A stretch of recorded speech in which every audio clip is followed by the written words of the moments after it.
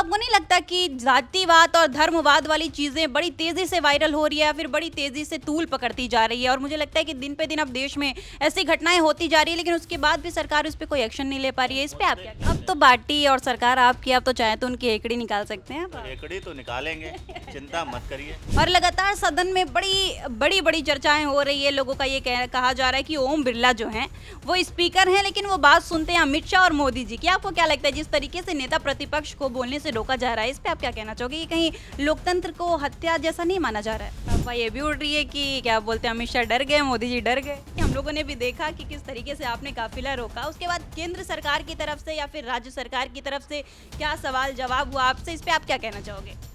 जो मेन विषय है उस मेन विषय को ख़त्म करना चाहते हैं, क्योंकि जो धरातल पर स्थिति है वो कुछ और है, कागज़ में आंकड़े कुछ और हैं। जो कागज़ में है वो सच नहीं है।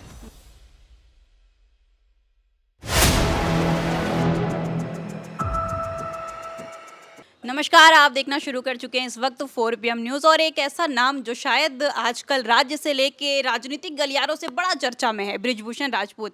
आज मैं उनके साथ यहाँ पे मौजूद हूँ, उन्हीं के आवास पे बातचीत करेंगे कि किस तरीके से उन्होंने अपने ही कैबिनेट मंत्री का काफिला रोका, उसके बाद सुबह से लेके शाम तक खूब सुर्खियां बटोरी। आइए इन्हीं से बातचीत करते हैं। तो सबसे पहले आपने तो ये तो देख ही लिया था कि हम लोगों ने भी देखा कि किस तरीके से आपने काफिला रोका, उसके बाद केंद्र सरकार की तरफ से या फिर राज्य सरकार की तरफ से क्या सवाल जवाब हुआ आपसे, इस पे आप क्या कहना चाहोगे? देखिए, जो समस्या है हर घर नल योजना की, जिसकी वजह से गाँव की सड़कें जो हैं ठेकेदारों ने तोड़ दी हैं और जो काम उन्हें करना चाहिए वो उन्होंने काम सही नहीं किया है। ये सभी न्यूज़ चैनल ने ग्राउंड कवरेजिंग करके दिखाया भी है।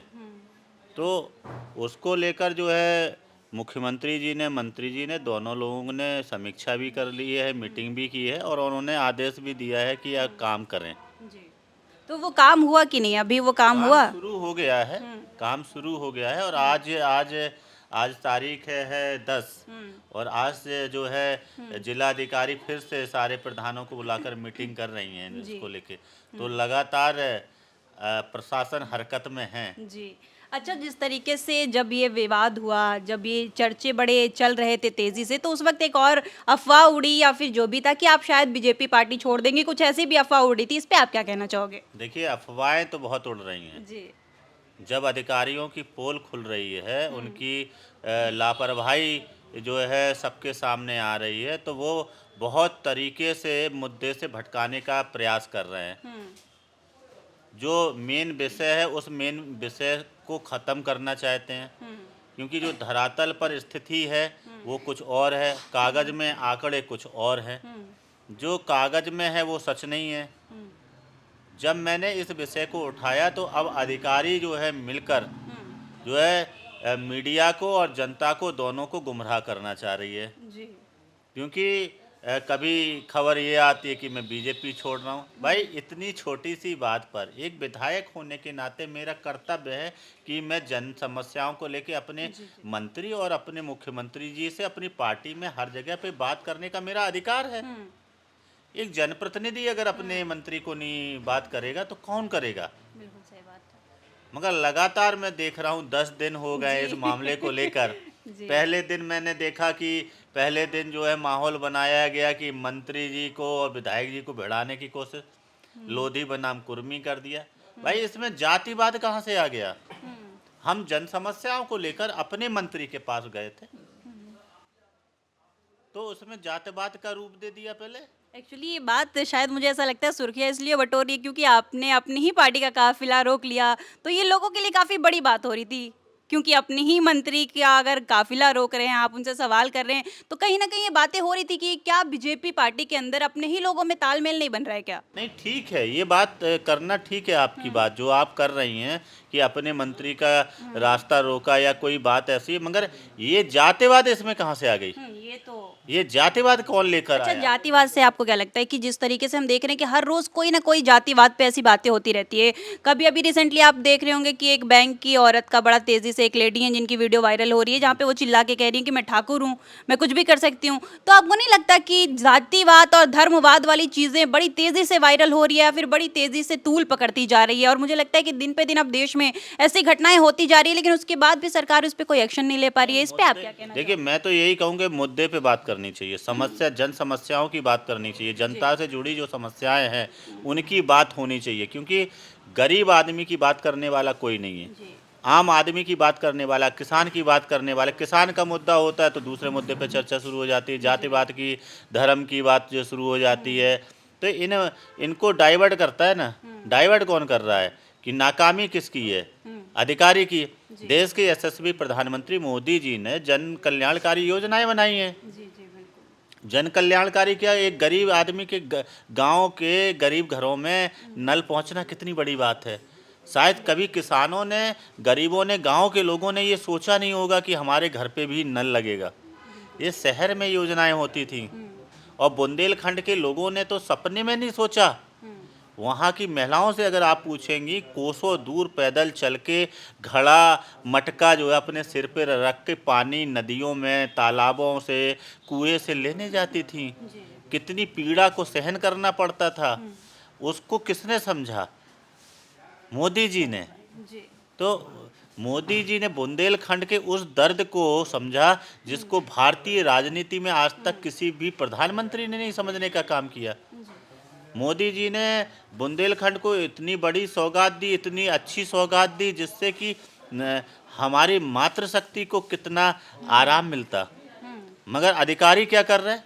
जो समाजवादी पार्टी की एजेंट हैं अधिकारी, आज भी जिनके अंदर समाजवादी मानसिकता भरी हुई है, तो वो अधिकारी आज भी काम नहीं करना चाहते हैं। आज भी हमारे नेतृत्व को गुमराह करने का काम करना तो चाहते अब हैं। तो पार्टी और सरकार आपकी, आप तो चाहे तो उनकी हेकड़ी निकाल सकते हैं तो आप। हेकड़ी तो निकालेंगे, चिंता मत करिए। चलिए, हेकड़ी आपने तो मोदी जी की बात की, तो अब थोड़ा सा आपके विषय से हम थोड़ा दूसरी तरफ चलते हैं। अब मोदी जी की थोड़ी बात कर लेते हैं। अभी लगातार सदन चल रही है और लगातार सदन में बड़ी बड़ी चर्चाएं हो रही है। लोगों का ये कहा जा रहा है कि ओम बिरला जो हैं वो स्पीकर हैं, लेकिन वो बात सुनते हैं अमित शाह और मोदी जी की। आपको क्या लगता है जिस तरीके से नेता प्रतिपक्ष को बोलने से रोका जा रहा है, इस पे आप क्या कहना चाहोगे? ये कहीं लोकतंत्र को हत्या जैसा नहीं माना जा रहा है? देखिए, अभी तक तो पहले कभी नहीं सुना, हम्म आज क्यों ऐसा कहने लगे? माननीय बिरला जी तो आज से स्पीकर नहीं है, बहुत लंबे समय से स्पीकर हैं। आज अचानक राहुल जी को क्या हो गया कि उनकी बात नहीं सुनी जा रही है? जो सुनने वाली बात होगी वही तो सदन सुनेगा। अच्छा, अफवाह ये भी उड़ रही है कि क्या बोलते हैं, अमित शाह डर गए, मोदी जी डर गए। अफवाहों का दौर चलाया जा रहा है, अफवाहें उड़ाई जा रही हैं। जैसे कि पहले जब लोकसभा चुनाव था तब भी झूठी अफवाहें उड़ाई गई थी कि संविधान खतरे में है, आरक्षण खतरे में है। आप बताइए कुछ हुआ क्या? संविधान का कुछ बिगड़ा क्या?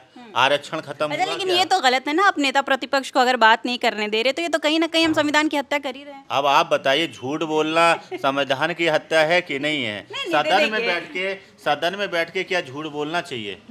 सदन अच्छा, में आपको क्या बैठने- लगता है कि राहुल गांधी ने झूठ बोला? मैं तो 100% दावे से कहता हूँ बहुत बड़ा झूठा है वो। अच्छा। हाँ। अच्छा, झूठा, चलिए मैं भी एक वक्त के लिए उनको मान लेती हूँ कि झूठ बोले थे, लेकिन वो किताब को झूठ हम कैसे साबित कर सकते हैं? जिस किताब की वजह से इतना बवाल हुआ, सदन में उनको बोलने नहीं दिया, जो उसको हम कैसे झूठ मांग सकते हैं? वो तो एक आर्मी के चीफ मैनेजर ने लिखी ना, वो तो वाकई किसी बड़े पद पे रहे होंगे, सोच समझ के लिखे होंगे, तो फिर ये कैसा हो गया? नहीं, आप जनता से जुड़े हुए मुद्दे पे बात करिए ना। जनता की जो समस्या है, जन समस्याएं हैं, उनकी बात करिए ना। आप सदन में बैठे, किस लिए आपको पहुंचाया गया सदन में? कि संविधान के द्वारा अगर कोई ऐसी चीजें हैं जिससे जनता तक जो योजनाएं हैं नहीं पहुंच रही, उनमें सुधार करना है ना। उन्हीं को सुधार करने के लिए, संविधान में सुधार करने के लिए, जिससे कि जनता का कल्याण हो, जन योजनाएं जो जन जन तक पहुंचे, गरीब आदमी तक हर योजना का लाभ पहुंच सके, इसलिए ये सदन एक आखिरी सवाल कि आज कांग्रेस के 108 सांसदों ने ओम बिरला के खिलाफ अविश्वास प्रस्ताव पे सिग्नेचर कर दिया है और कहीं ना कहीं ये मांग की जा रही है कि ओम बिरला को अब इस्तीफा दे देना चाहिए। आपको क्या लगता है, ओम बिरला इस्तीफा देंगे? और अगर देना चाहते हैं तो वो सही है या फिर गलत है? बस आखिरी सवाल का जवाब। बहुत अच्छे व्यक्ति हैं ओम बिरला जी, जी। और बहुत अच्छा जो वो बहुत अच्छा काम करते हैं वो, और बहुत लोकप्रिय नेता भी हैं। ऐसे लोकप्रिय नेता के बारे में ऐसी बात करना ठीक नहीं। अच्छा, तो जिस तरीके से बात हो रही है, अगर अगर ऐसी कंडीशन आ जाती है कि उनको इस्तीफा देना होगा, तो फिर क्या लगता है कि इस्तीफा दे देंगे तो बात बनेगी कि बिगड़ेगी? देखिए, मैं तो यही कहूँगा कि उनको देना ही नहीं चाहिए, क्योंकि देखिए जिस तरीके से मैं देखता हूँ मैंने लोकसभा चुनाव के टाइम पे जो चीज़ें देखी हैं, अब मैं मुझे नहीं लगता कि ऐसा होना चाहिए था, भारतीय राजनीति में होना चाहिए कि आरक्षण की जहाँ राहुल गांधी बात करते हैं, मैं उन्हीं की अगर बात करने आ जाऊँ, उनकी पार्टी की बात करने के लिए आ जाऊँ, तो मैं जिस लोधी राजपूत बिरादरी से आता हूँ, तो मैंने तो उनकी उनकी इतने लंबे कांग्रेस का शासनकाल रहा, मगर उन्होंने हमारी जाति को तो कभी कुछ नहीं दिया। कभी हमारी जाति का गवर्नर नहीं बनाया, कभी कैबिनेट मंत्री नहीं बनाया, है, कभी राज्यसभा सांसद नहीं बनाया, कभी किसी भी प्रदेश का मुख्यमंत्री नहीं बनाया, उन्होंने कभी किसी भी प्रदेश का अध्यक्ष नहीं बनाया। तो मैं कैसे कह दूं कि वो पिछड़ों के हक की बात करते हैं? मैं नहीं मानता। देखिए, मैं राहुल गांधी को कभी वो पिछड़ों के हक की बात करने वाली पार्टी है, ये बात मैं नहीं मान सकता हूँ। अब उनकी सरकार सॉरी, उनकी पार्टी देश में ख़त्म हो चुकी है। आज वो जो है सिर्फ पिछड़े और दलित लोगों को जो है भड़काने का काम कर रहे हैं, गुमराह करने का काम कर रहे हैं। चलिए, बहुत-बहुत धन्यवाद। सवाल बहुत थे मेरे पास, लेकिन वक्त की कमी से वजह से मैं इनसे सवाल अब नहीं कर पाऊँगी। खैर, ऐसी बड़ी खबरें देखते रहिए 4 पीएम न्यूज़ के साथ। हो सकता है कि मैं कल किसी और बड़ी हस्ती के साथ यहाँ पे आपके साथ मिल जाऊँ। तब तक के लिए नमस्कार, मिलते रहिए ऐसी बड़ी खबरों के साथ। धन्यवाद।